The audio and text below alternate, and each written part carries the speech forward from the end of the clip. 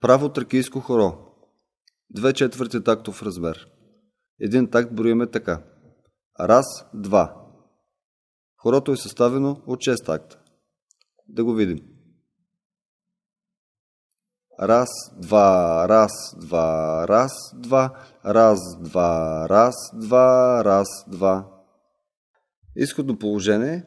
Тялото е обърнато напред вдясно по посока на движение на хорото. Първи такт. На раз, стъпка с десния крак напред. На два, стъпка с левия крак напред. Втори такт. На раз, стъпка с десния крак напред, като леко прикляка. На два, левия крак се отделя от земята, а десния се опъва в коляното. Трети такт. На раз, стъпка с левия крак напред, като леко прикляка. На два, десния се отделя, а левия се опъва в коляното и прави пружинка. Да направим от първи до трети такт. Раз, два, раз, два, раз, два. Раз, два, раз, два, раз, два. Четвърти, пети и шести такт са същите като първи, втори и трети, но се изпълняват назад вдясно по посока на движение на хорото. Раз, два, раз, два, раз, два.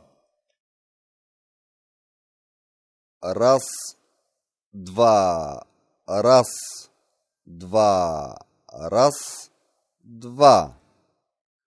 Да видим цялото хоро. Раз, два, раз, два, раз, два, раз, два, раз, два, раз, два. Раз, два, раз, два, раз, два, раз, два, раз, два, раз, два. Описание на ръцете. Хват за длани. Ръцете са свити в лактите, като на първи, втори и трети такт отреагират на движението на краката.